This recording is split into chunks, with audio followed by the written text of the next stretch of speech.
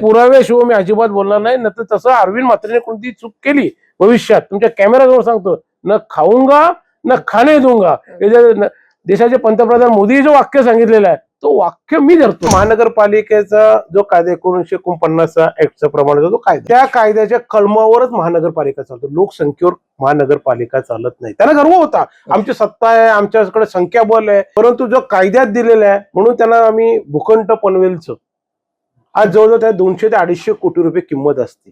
शालेचा भूखंड रद्द करायला लागला. त्या विरोधी पक्ष नेते म्हणून आपण चांगला प्रभाव या ठिकाणी प्रशासनावर टाकलेला आहे. तुमची किंमत या ठिकाणी दाखवून दिलेली आहे.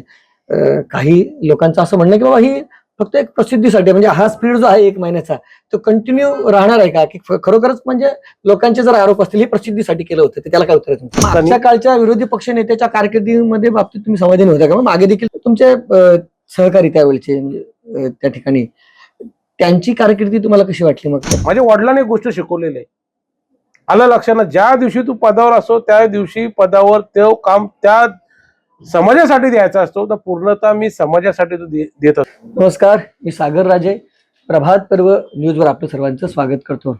विरोधी पक्ष नेतेपदी या ठिकाणी विराजमान होऊन अरविंद म्हात्रे यांना 1 महिना पूर्ण झालेला आहे.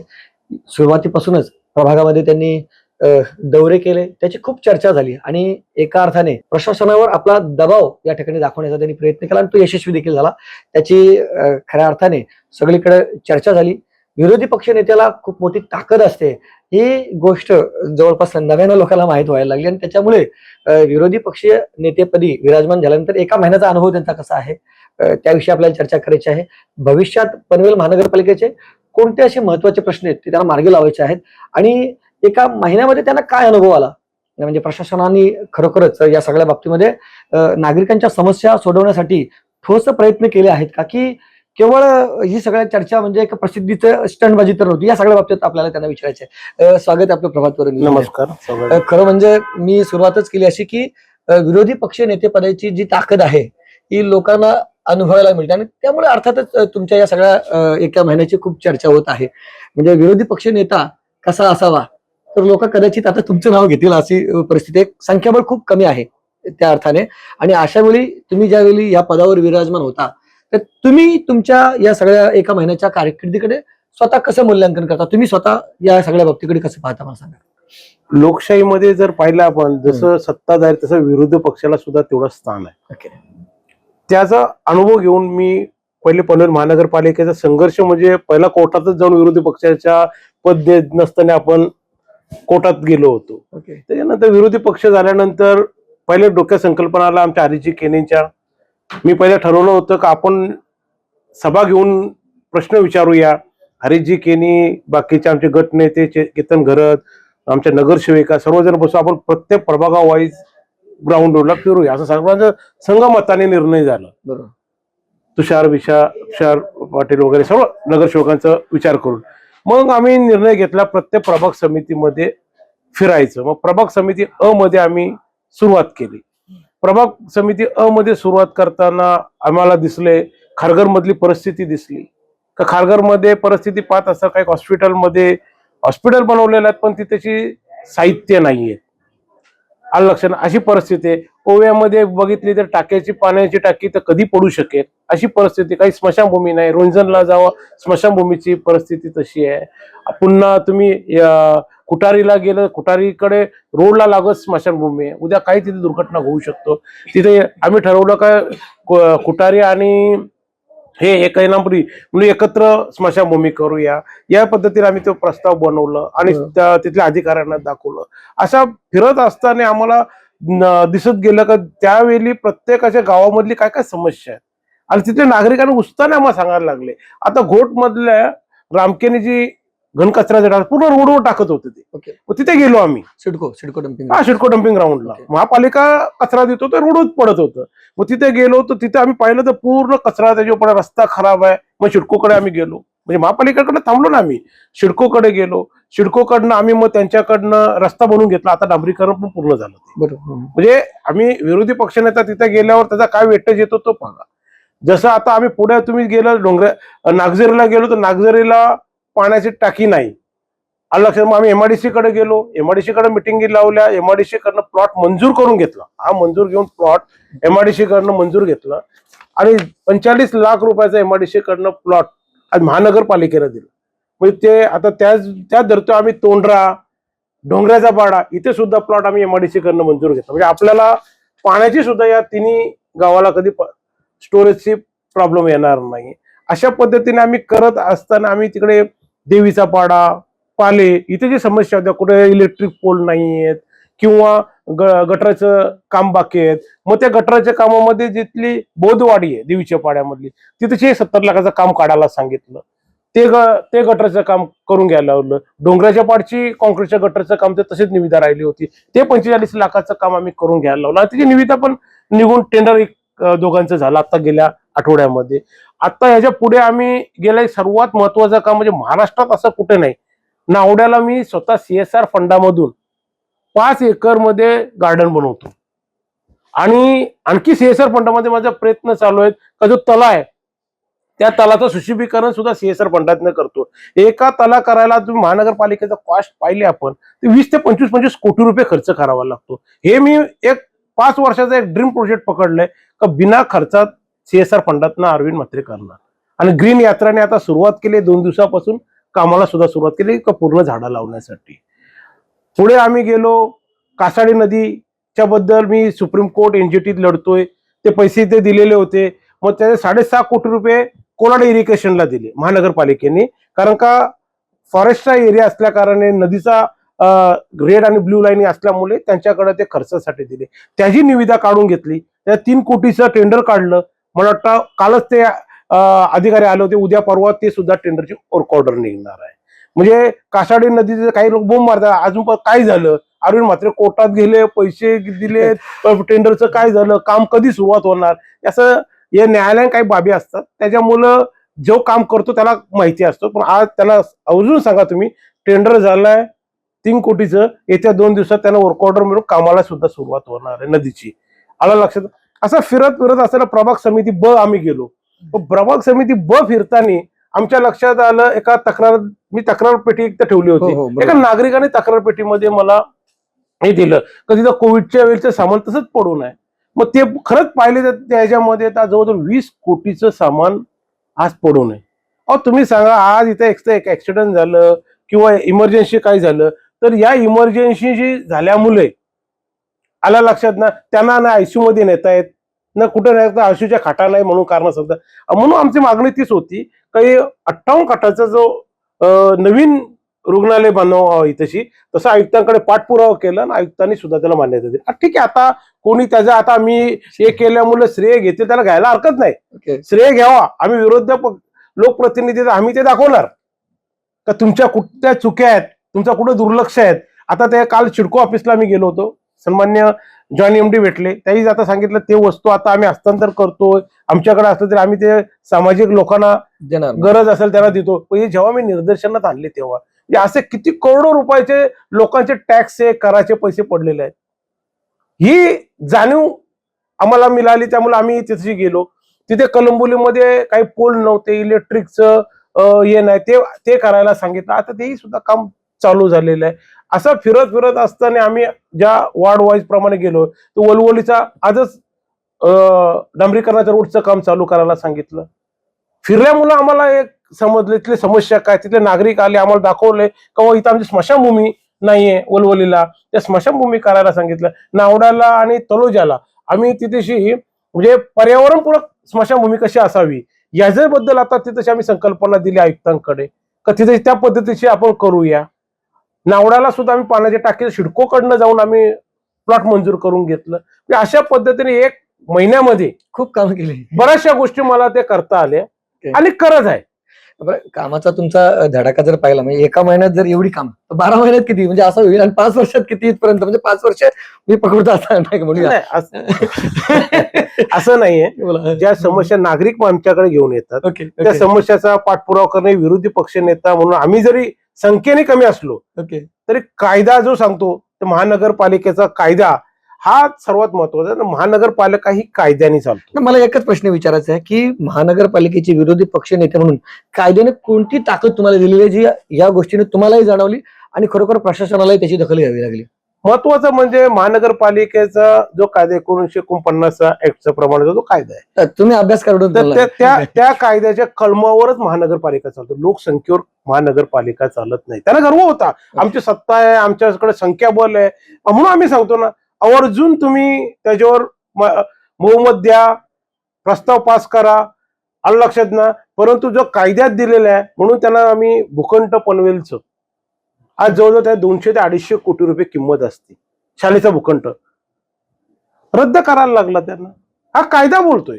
मला संस्थेबद्दल प्रचंड प्रेम आहे, संस्था आमच्या समाजाची आहे, परंतु ते कायद्यात बसत नसल्यामुळे मी कायद्याच्या विरुद्ध जाऊ शकणारा व्यक्ती नाही. मग त्यांना मी तो कायदा सांगितला, जाणीव करून दिली या कायद्यात तशी तरतूद आहे, त्यामुळे तुम्हाला करता येणार नाही. त्याच्यामुळे ते थांबलं. आत्ता काल परवाच्या स्टँडिंग कमिटीला जे झालं, तुम्ही सांगा हो, खारघरला जे कार्यक्रम झालं त्या कार्यक्रमाला 80 लाख रुपये कलरला लावले. आज तुझी परिस्थिती बघून या तुम्ही कशा परिस्थितीने आहे. हिंदे की चादर या कार्यक्रम मध्ये अशाच पद्धतीने सगळ्या या गोष्टी तुम्ही आता जोपर्यंत तुम्ही या पदावर आहात जोपर्यंत पक्षाने मला विश्वास दिलेला आहे, पक्षांचा आमच्या प्रोटोकॉल आहेत की कोणी किती वर्ष काम करायचं, आघाडीमध्ये किती वर्ष काम करायचं, आमच्या पक्षाचे लोक ठरवून घेतलेलं आहे. आमचं विरोधी पक्ष नेता मागच्या बसताना काळच्या विरोधी पक्ष नेत्याच्या कारकिर्दीमध्ये बाबतीत तुम्ही समाधानी होता का? मागे देखील तुम्ही स्वतः ज्यावेळी म्हणजे शेतकरी कामगार पक्षामध्ये होते वगैरे त्यावेळेचे तुमचे सहकारी त्यावेळेचे म्हणजे त्या ठिकाणी त्यांची कारकिर्दी तुम्हाला कशी वाटली मग त्या ठिकाणी? नाही, कोणाची कशी तुलना करायची होती गरज नाही का? तुलना करायची आवश्यकता नाही. ओके, आलं लक्षात, ती जनता ठरवत असतो. माझे कुठे चूक का होत असते तर मी तर नेहमी चर्चा सांगतो का चुका तोंडावर दाखवायच्या. कारण कसं आहे, आता तुम्ही जर खारघर हा 21व्या शतकातला शहर बोलला जातोय, आज खारघरच्या डिवायडर मध्ये बघा सगळे बॅनर म्हणजे खारघर ही बॅनर सिटी झालाय. म्हणून मी काल ऍडिशनल आयुक्तांना मिटिंग लावली खारघरला आणि सर्व बॅनर काढायला सांगितलं. येत्या 30 तारखेपर्यंत त्यांना बॅनर काढायला सांगितलं. नाही काढलं तर मी स्वतः कार्यकर्ते खारघरचे नागरिक घेऊन आम्ही स्वतः बॅनर काढणार आहोत. याच धर्तीवर आम्ही पाण्याचा प्रश्न सुद्धा उचलला. अधिकारी जे आहेत, अधिकारी असतील किंवा सत्ताधारी पक्षातील मंडळी, हे तुम्हाला या सगळ्या गोष्टीबाबत खरोखर सहकार्याची भूमिका घेतात का? काही चांगल्या गोष्टींच्या मध्ये, अर्थात काही चांगल्यांच्या, काही वाईट असतील म्हणजे त्याच्यावर नसतील, परंतु तुम्हाला इथे कुठेतरी सत्ता म्हणजे सत्ताधाऱ्यांचं बल जास्त आहे आणि आपलं कमी आहे, त्यामुळे तुम्हाला कोणतीच पकडण्याचा प्रयत्न असतो का त्यांचा? नाही, आता कसं कायद्याच्या पुढे कोण नाही. मी तुम्हाला तेच सहकार्य करतात असं म्हणतात का? आता कायद्यामुळे आता तुम्हाला त्यांना करावं लागतं असं म्हणायचंय का? नाही, मला काय विचारायचं तुम्ही लक्षात घ्या की अगदी सहज या सगळ्या गोष्टींमध्ये अधिकारी तुम्हाला सहकार्य करतात असं म्हणायचं, किंवा कायदा म्हणूनच करायला लागतं त्यांना न्यायला जात नाही. अधिकारी हा बसलेला असावा कायदा धरूनच करणार. तो सत्ताधाऱ्याने किती डिसिजन दिले तरी त्याला त्याच्या पुढे करता येत नाही. ते त्यावेळी नियमवाली सांगतात त्यांना का या नियमात म्हात्रे साहेबांच्या बरोबर त्यामुळे कुठेही ऍडजस्ट करता येणार नाहीये. असे बरेच आदिवासी मंत्री आले होते महानगरपालिकेला, तिथे मी तेच सांगितलं, 10 वर्ष झालं एक घरकुल योजना त्यांना करताना आली. तुम्हाला महानगरपालिकेमध्ये धोरण करताना आलं, त्यांना धोरण न केल्यामुळे त्यांना आदिवासींना बिचाऱ्यांना नाही दाखले बनवता आले, नाही त्यांचे कोणत्या मुलं शिक्षण घेऊ शकत. ही परिस्थिती मी आदिवासी मंत्र्यांजवळ म्हटलं. मग हे पालिकेचा देखील कारभार तसाच असा थंड असं म्हणता येईल का? म्हणजे तुम्ही सगळ्यांना जबाबदार पकडाल का पालिकेलाही जबाबदार पकडाल? नाही, 3.5 वर्ष महानगरपालिका मध्ये अधिकारी वर्ग काम पाहत होते. त्याच्यानंतर आता प्रशासन बदलून आता लोकप्रतिनिधीकडे बॉडी आलेले आहे. तर लोकप्रतिनिधी म्हणून मला जे दिसतात, जे चुकीचं दिसतोय ते मला सरळ रेषेत आणणे काम आहे. आयुक्त साहेबांचं खूप मोठं सहकार्य, मंगेश चिटले साहेबांचं.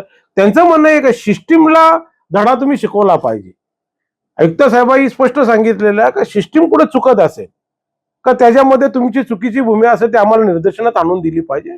त्या पद्धतीने मी काही गोष्टी निदर्शनात आणताना काही जनता मला सांगतोय आज पाणी नाही म्हणून माझ्या घरी आली होती लोक पाण्यासाठी. आम्ही सुद्धा महासभेत तुम्ही पाहिले, ते नाही संपलं आम्ही शिडको ऑफिसला गेलो. आता नवी मुंबई महानगरपालिकेला दिले. आता जस्ट मी आता आपल्या जे सन्माननीय आमदार प्रशांतजी ठाकूर साहेब हे पाण्याच्या संदर्भात बैठक लावली होती, जेएनपीटी टप्पा 3 आत्ताच ती बैठक करून मी इथे आलो.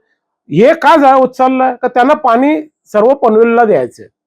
सर्वजण या गोष्टी सत्ताधारी असो किंवा विरोधक, सर्वांचा उद्देश पॉझिटिव्हच आहे का जनतेच्या विकासाला आमचा विरोधक असल्यामुळे विरोध आहे का? कधी तर अजिबात नाही. आता साधारण उदाहरण घ्या, करंजाडा ते पनवेल हा ब्रिज 30 ते 35 कोटीचा ब्रिज होता, आम्ही सपोर्ट केलं. जिथं चांगला तिथं चांगलाच करणार आम्ही. जिथं विरोध आहे, जिथं समाजाचा हानी होणार आहे, तिथं 100% अरविंद म्हात्रे विरोध करणार. या धर्तीवर मी त्यासाठी मी जे कोविड हॉस्पिटलमध्ये 20 कोटीचं हे होतं ते बाहेर काढलं. पुन्हा अजूनपर्यंत माझ्याकडे 5 असे आलेले आहेत तक्रारी मुद्दे आलेले आहेत. सांगा ना ते मी स्वतः पाहिल्याशिवाय किंवा रेकॉर्ड केलं मी कधी कोणाच्या कागदाशिवाय बोलत नाही आणि पुराव्याशिवाय मी अजिबात बोलणार नाही. नंतर तसं अरविंद म्हात्रेने कोणती चूक केली भविष्यात तुमच्या कॅमेराजवळ सांगतो, न खाऊंगा न खाणे दूंगा. हे जे देशाचे पंतप्रधान मोदी जे वाक्य सांगितलेलं आहे तो वाक्य मी धरतोय. विरोधक पक्ष नेता भाजपाच्या एका गोष्टीला पंतप्रधान नरेंद्र मोदी अर्थात भारतीय जनता पार्टीचे म्हणजे असल्या कारणाने म्हणजे त्यांची ती गोष्ट तुम्हाला आवडली, विचार आवडलं, मुद्द्याचा विचार आवडला. ते जसं देशाच्या संरक्षणासाठी सैनिक म्हणून ते बोलतात ना, मी देशाच्या सैनिकसाठी मी उभा आहे, तसा मी पनवेल महानगरपालिकेमध्ये विरोधी पक्ष नेता म्हणून सैनिक सारखा उभा आहे. त्याच्या अनियमितता होणार नाही, चोरी होणार नाही किंवा कुठे भ्रष्टाचार होत असेल तर तो बाहेर काढण्याचं काम अरविंद म्हात्रेचं आहे. बस महासभेतला अनुभव कसा होता? 2-3 म्हणजे महासभा झाल्या असतील, तिचे प्रश्न विचारले, त्यांच्यावरचा कसा अनुभव होता तुमचा? महासभेचा सन्माननीय महापौरांनी खूप छान पद्धतीने महासभा चालवली, सर्वांना न्याय दिलं. वस्तुस्थिती अशी का लोकप्रतिनिधी हे लोकांनी निवडून दिले, त्यांना प्रत्येकाला बोलायला संधी मिळली पाहिजे. काही नवीन होते, काही नवीनांना थोडस अडचण आली म्हणून का असं नाही का एका दिवसात सर्व शिकतात असं नाहीये, परंतु त्या पद्धतीने काही नवीनही सुद्धा ट्राय केली. मी खरोखर त्या नगरसेवकांना आणि नगरसेविका होत्या, भले सत्ताधारी असतील त्या किंवा आमच्या विरोधात, त्यांना खरोखर मी चांगला गुण देणार या गोष्टीवर. तर ते कमी कमी बोलण्याची ताकद दाखवली आणि हे जनतेसमोर बोलायलाच पाहिजे. आपले जे प्रश्न असतील, आपले मुद्दे असतील, त्यामुळे महापौरांनी त्या पद्धतीने निष्पक्ष न्याय दिला. याबद्दल महापौरांच्या बद्दल काही याच्याबद्दल बोलण्यासारखं असं कोणतंही रास्त मला दिसलं नाही. महत्वाचं मध्ये जे विकासाबद्दल असतील प्रश्न, ते विकासाबद्दलचे प्रश्नाच्या बद्दल आम्ही सर्व विरोधी पक्ष लोकप्रतिनिधींनी सपोर्ट केला. जे आम्हाला आवडलं नाही ते आम्ही त्यांना स्पष्ट सांगितलं, आमची भूमिका नकारात्मक आहे, आम्हाला हे आवडत नाही, त्या पद्धतीने मी त्या भूमिकेला आम्ही त्यांना पसंती दिली नाही. कुठल्या 3 महत्वाच्या गोष्टी तुम्हाला पनवेल महानगरपालिकेतल्या आता ताबडतोब बदलायच्या वाटतील? त्यासाठी अर्थातच धोरण असेल का असेल, तुम्ही सांगा. आता पहिली गोष्ट सर्वात महत्वाचं म्हणजे आता टॅक्सचा प्रश्न. ओके, हा जनतेला पडलेला सर्वात मोठा प्रश्न टॅक्सचा प्रश्न आहे. माझे हात जोडून सत्ताधाऱ्यांना बाकीच्यांना विनंती आहे, कोविड नंतर सर्व जनता एकदम हलाल झालेली आहे. ग्रामपंचायत मधून काही लोक महानगरपालिकेमध्ये आलेले, त्याच्यामुळे एवढे टॅक्स त्यांचे भरण्याची ऐपत नसल्यामुळे मी महानगरपालिकेचे आयुक्त आणि महापौरांना पत्र दिलेलं होतं, प्रस्ताव सूचना दिली होती, अभय योजना लावा. त्या अभय योजनेमध्ये मला काही सुचवायचं होतं. जसं मुंबई महानगरपालिकेने 700 स्क्वेअर फुटाच्या घरांना सूट दिली, नवी मुंबई महानगरपालिकेने 500 घरांचे प्रस्ताव पाठवलं. त्याच धर्तीवर तुम्ही जर प्रस्ताव पाठवला तर ग्रामीण भागातले जवळजवळ सर्व 15,000 ते 18,000 घरांना आज जवळजवळ त्यांना तुम्ही टॅक्स मधून मुक्त होतील आणि ज्या झोपडपट्ट्या आहेत त्या सुद्धा मुक्त होतील. काय यांना कुठेही तरी सहकार्य आपण महानगरपालिकेने करायला पाहिजे. आणि विशेष म्हणजे एकीकडे आपण महिलांना लाडकी बहीण म्हणून आपण शासन त्यांच्यावर पैसे देतो, मग आपण का करू शकत नाही हा विचार माझ्याकडे होता. म्हणून मी त्यांच्याकडे आणखी महानगरपालिकेला उत्पन्न कशात वाढायचं ते सुद्धा आमच्याकडे स्किल आहे म्हणून सांगतो. आमच्या या त्यावेळी मी बोलून दाखवणार आहे का आम्ही तुम्हाला महानगरपालिकेला उत्पन्नही आणून देणार आहे आणि महानगरपालिकेचं तुमचं जे खर्चाचा तुम्ही बोजा दाखवता या सामान्य जनतेवर, याच्या कुठे मिळालं तर आनंदाची गोष्ट होईल असं मला वाटतं. ओके, बरं, या सगळा जाता जाता म्हणजे मुलाखत संपू, आपण वेळ झालेला बऱ्यापैकी. आता आगामी कालावधीमध्ये तुम्हाला या सगळ्या गोष्टीला सामोरं जात असताना नागरिकांना नेमका तुम्ही काय आवाहन करा विरोधी पक्ष नेता म्हणून? म्हणजे तुम्ही अनेक या ठिकाणी राबवता की बाबा उपक्रम की बाबा विरोधी पक्ष नेता तुमच्या दारी, प्रत्येक वेळेला असे उपक्रम राबवणे देखील शक्य होणार नाही. अर्थात त्याला देखील वेळेची मर्यादा असते. नागरिकांनी थेट तुमच्याशी जर संपर्क साधायचा झाला किंवा थेट समस्या तुम्हाला सांगायचं झालं, यासाठी आहे का तुमच्याकडे कुठली एखादी योजना? नक्कीच, प्रत्येक नागरिकाला काही समस्या मांडायची असेल तर मी स्वतः सोमवार मंगळवार आणि शुक्रवार असे माझ्या या पनवेल महानगरपालिके कार्यालयामध्ये 3 दिवस असतो. मी सकाळपासून संध्याकाळपर्यंत 4 वाजेपर्यंत मी इथं शिबिर दिलेला आहे. दुसरी गोष्ट, मी एक तक्रार पेटी ठेवलेली आहे. काही नागरिकांना भीती असतो माझं नाव कधी समजायला नकोय, अनियमितताचा काही अधिकाऱ्यांचा असं असतो का त्यांना माहिती असतो काही अधिकारी खूप प्रामाणिकपणाने आहेत. जसं मी आयुक्त मंगेश चितले साहेबांचं नाव सांगितलं त्या पद्धतीनं काही अधिकारी पण खूप छान पद्धतीचे आहेत. त्यांना सुद्धा कधी समस्या सांगायची असतात पण ते सांगू शकत नाही, मग ते तक्रार पेटीमध्ये टाकतात. निनावी ओके. निनावी मी असं म्हणत, आणि मी त्याच्यामध्ये कोणाचंही नाव जाहीर करत नाही. या व्यक्तीने मला ही समस्या सांगितली म्हणून मी त्याच्याबद्दल हे केलं असं कधीच सांगत नाही. कारण आपल्याला हा विषय समजायला पाहिजे का पनवेल महानगरपालिकेमध्ये अनियमितता चाललेली आहे, ते आपल्याला कुठे बदल करायचा आहे आणि पनवेल आपला हा विकासाकडे न्यायचा आहे. ओके. हा मी डोक्यात ठेवले सांग. बरं, विरोधक लोकप्रतिनिधी असलो तरी आमची विचारशक्ती सारखीच आहे. विकासाला आमचा अजिबात विरोध असणार नाही. शेवटचाच प्रश्न या ठिकाणी, विरोधी पक्ष नेते म्हणून आपण चांगला प्रभाव या ठिकाणी प्रशासनावर टाकलेला आहे, तुमची किंमत या ठिकाणी दाखवून दिलेली आहे. काही लोकांचं असं म्हणणं की बाबा ही फक्त एक प्रसिद्धीसाठी, म्हणजे हा स्पीड जो आहे 1 महिन्याचा तो कंटिन्यू राहणार आहे का, की खरोखरच म्हणजे लोकांचे जर आरोप असतील हे प्रसिद्धीसाठी केलं होतं, तर त्याला काय उत्तर आहे तुमचं? आता जनतेने ठरवायचं असतं. जनतेला कुठे माहिती होतं 20 कोटीचं माल कोविड सारखं हॉस्पिटलमध्ये जनतेचे टॅक्सचे पैसे, कराचे पैसे आज एवढ्या पद्धतीने कोणी अनियमितता वापरतोय, हे काय स्टंटबाजी झाली का? दुसरी गोष्ट, स्वतः अरविंद म्हात्रे CSR फंडातनं 5 एकरचं गार्डन बनवतो, हे का स्टंटबाजी झाली का?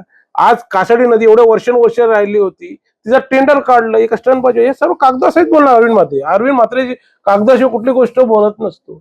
या स्टंटबाजी मला जो इथं दिलेला आहे, माझ्या वडिलांनी एक गोष्ट शिकवलेली आहे. आलं लक्षात, ज्या दिवशी तू पदावर असतो त्या दिवशी पदावर ते काम त्या समाजासाठी द्यायचा असतो, तर पूर्णतः मी समाजासाठी तो देत असतो. आमदार बाळाराम पाटील साहेबांनी मला तेच गोष्ट पूर्ण खुल्ला सोडलेला आहे का तुला जे करायचे ते करणार, मी कधी डिस्टर्ब करणार नाही, कुठल्याही पक्षाचा लोक तुला डिस्टर्ब करणार नाही, तुझ्या मनाप्रमाणे काम कर, हे त्यांनी मला आदेश दिलेले आहेत आमदार बाळाराम पाटील साहेब. त्यामुळे मी खुल्या मनाने आणि खुल्या मैदानात काम करतो. जर माझ्याकडनं काही चुकी असेल तर कधी दाखवायची 24 तासात, कधी अरविंदजी तुमचं ही वस्तू चुकलंय, तुमचं हे नियोजन चुकलंय, त्याचं नक्की मी हात जोडून माफी मागून 2 पावला पाठी हाकणार.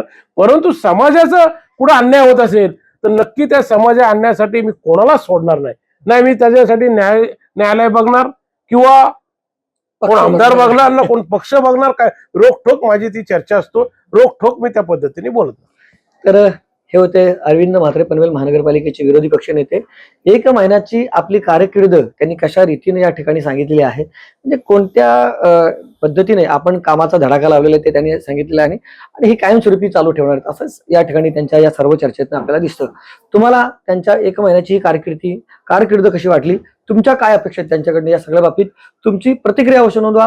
व्हिडिओ जर्नलिस्ट यासिन खानसह सागर राजे, प्रभात पर्व न्यूज करता पनवेल. धन्यवाद.